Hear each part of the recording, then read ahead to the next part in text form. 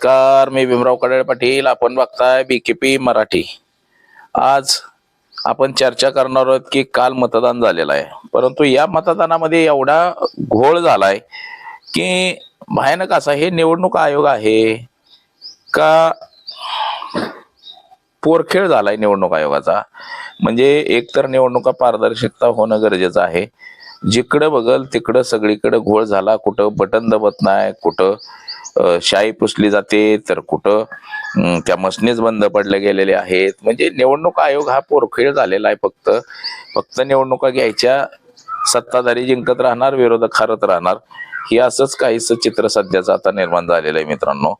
तर याच विषयाची आज चर्चा घेऊन आलो. तर चला, सर्वप्रथम आपण जर चॅनल सबस्क्राईब केला नसेल तर चॅनल सबस्क्राईब करावा ही सर्वांना विनंती. आणि चला चर्चेला सुरुवात करूया. महाराष्ट्र राज्यामध्ये 29 महानगरपालिकेच्या निवडणुका आता संपलेल्या आहेत, मतमोजणी झालेली आहे. परंतु मतदाना दिवशी जे घोळ झाले हे प्रचंड घोळ झाले. नगरपालिका नगरपंचायतीच्या निवडणुकांमध्ये सुद्धा अशीच काहीशी परिस्थिती झाली. आता याच्यामधले बरेच माझ्याकडे व्हिडिओ आहेत की घोळ जो जिथं जिथं झाला, काय काय झालं, परंतु त्या घोळाला सुद्धा काही अर्थ नाही अशी काहीशी परिस्थिती झाली. महाराष्ट्र राज्याचा निवडणूक आयोग असेल किंवा केंद्रीय निवडणूक आयोग असेल, तर या निवडणूक आयोगांवरती कसलीही कारवाई होणार नाही असा एक कायदा केंद्रामध्ये पारित करण्यात आलेला आहे. आणि हा कायदा केंद्रामध्ये पारित केल्यामुळं काहीच निवडणूक आयोगाला सुद्धा बळकटी आलेली आहे की निवडणूक आयोगाला सुद्धा वाटायला लागलेलं आहे की आता आपल्यावरती काहीही कारवाई होणार नाही. यामुळं तर हे सगळे घोळ होत नाहीत ना. म्हणजे निवडणूक प्रक्रियेमध्ये प्रचंड असा गदारोळ आणि प्रचंड असा घोळ निर्माण झालेला आपल्याला दिसतोय. निवडणूक प्रक्रिया ही निवडणूक आयोगानं भावलं बनवून टाकलंय असं काहीच चित्र निर्माण झालंय. आणि असंच टीकाटिप्पणी विरोधकांकडनं व्हायला लागलेली आहे. काल मतदान झालं, या मतदानामध्ये अनेक ठिकाणी घोळ निर्माण झाले. अनेक ठिकाणी मतदानाचं जे मशीनचं बटन होतं ते बटन दाबलं जात नव्हतं, तर काही ठिकाणी मत दिलंय एकाला आणि जातंय दुसऱ्याला, अशी सुद्धा परिस्थिती निर्माण झालेली होती. तर या सगळ्या परिस्थितीवरती पुन्हा एकदा असं झालं होतं की बाबा मतदान केल्यानंतर जी शाई हाताला लागलेली होती, लावली जाते, ही थिनॉर लावल्यानंतर ती पुसून जात होती. आणि त्याचं उत्तम उदाहरण सुद्धा काही जणांनी दाखवलं की बाबा ही शाई आहे आणि कशा पद्धतीचे पुसली जाते. त्याचबरोबर साम टीव्हीनं सुद्धा ते लाईव्ह मध्ये दाखवलं की शाई कशी पुसली जाते ती. तर असं सगळ्याच ठिकाणी घोळ निर्माण झालेले आहेत की पूर्वी ती बाटली वापरली जात होती, त्या बाटलीनं असं टिक मारली जात होती, हातावरती शाई लावली जात होती, ती सहजासहजी पुसत नव्हती, तिला पुसायला फार वेळ लागायचा. परंतु आता मार्कर पेन वापरला गेला.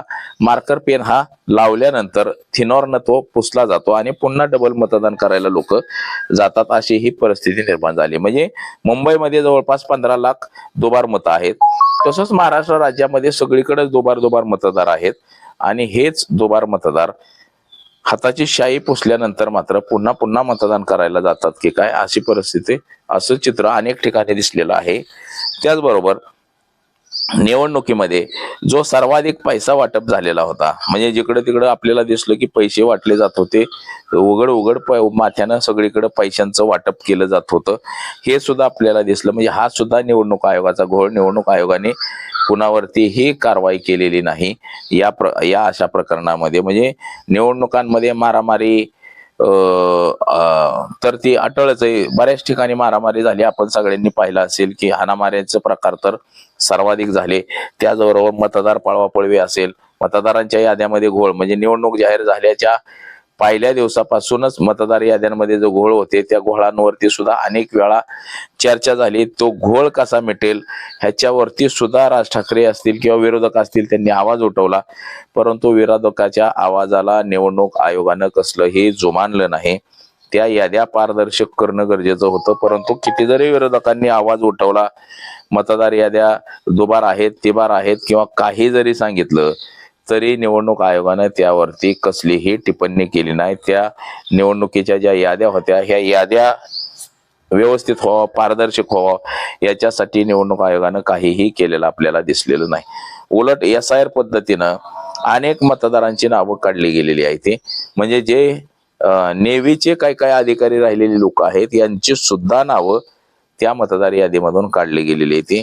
तर अशाच पद्धतीनं महाराष्ट्रामध्ये अनेक नावं दुबार आली आणि त्या दुबार नावांमुळं फार मोठा निवडणुकीमध्ये घोळ झाला. आता मतदान सुरू असताना सुद्धा अनेक ठिकाणी मशीन बंद पडल्या गेल्या. आता ह्या मशीन बंद कशा पद्धतीनं पडल्या ह्याचं सुद्धा सोयीसुद्धा काय म्हणजे मशीन बंद पडणं, मतदारांना आमिष दाखवणे, त्याचबरोबर दुबार मतदारांचा जो प्रश्न होता हा सुद्धा पुन्हा एकदा ऐरणीवरती आला होता. आणि या प्रश्नाला सुद्धा निवडणूक आयोगानं बगल दिली की काय असं एकंदरीत दिसतंय. काल राज ठाकरे आणि उद्धव ठाकरे यांची सुद्धा संयुक्त पत्रकार परिषद झाली की कशा पद्धतीनं मतदान सुरू आहे आणि मतदानाची शाई पुसली जाते याच्यावरनं उद्धव ठाकरेंनी सुद्धा काल निवडणूक आयोगाला एक पत्र दिलं की बाबा अशा पद्धतीनं जर शाई लावलेली जर पुसत असेल तर लोक पुन्हा पुन्हा दुबार मतदान करतील. परंतु त्या पत्राला सुद्धा केराची टोपली दाखवण्याचं काम निवडणूक आयोग करत असतं. म्हणजे एकदा निवडणुका होऊन गेल्या महापौर निवडून गेले तर पुन्हा काही करू शकत नाही. आपण महाराष्ट्राच्या विधानसभा निवडणुकीत सुद्धा पाहिलं की हीच परिस्थिती झाली. त्यानंतर बिहारच्या निवडणुकीत सुद्धा आपण पाहिलं की अशीच काहीशी परिस्थिती बिहारमध्ये सुद्धा झालेली होती. म्हणजे तिथं सुद्धा विरोधकाचं काहीही चालू दिलं नाही. विरोधकांनी किती जरी बोंबा मारल्या की निवडणूक प्रक्रियेमध्ये घोळ आहे, मतदार याद्यामध्ये घोळ आहे, मशनीमध्ये घोळ आहे, तरी सुद्धा त्यांचं काहीही एक ऐकलं गेलेलं नाही. म्हणजे काहीच ऐकलं गेलेलं नाही त्यांचं सुद्धा. आणि यामुळंच विरोधक हे नेहमी टीका टिप्पणी करत असतात परंतु निवडणूक आयोग आणि सत्ताधारी हे काहीही ऐकत नाहीत. म्हणजे निवडणूक आयोगावरती टीका विरोधकांनी केली की त्याला सत्ताधारी लोक उत्तर देत असतात हे आपण पाहिलेलंच आहे. तर अशीच परिस्थिती सध्याची महाराष्ट्रामध्ये निर्माण झालेली आहे. आणि महाराष्ट्राच्या निवडणूक आयोगाने जो घातलेले घोळ आहेत या घोळामुळं निवडणूक आयोगावरतीच नेहमी शंका उपस्थित व्हायला लागलेले आहेत की लोकांना असं वाटायला लागलंय की आपण कोणाला मतदान दिलं तर ते भाजपला जाऊन मिळते मतदान.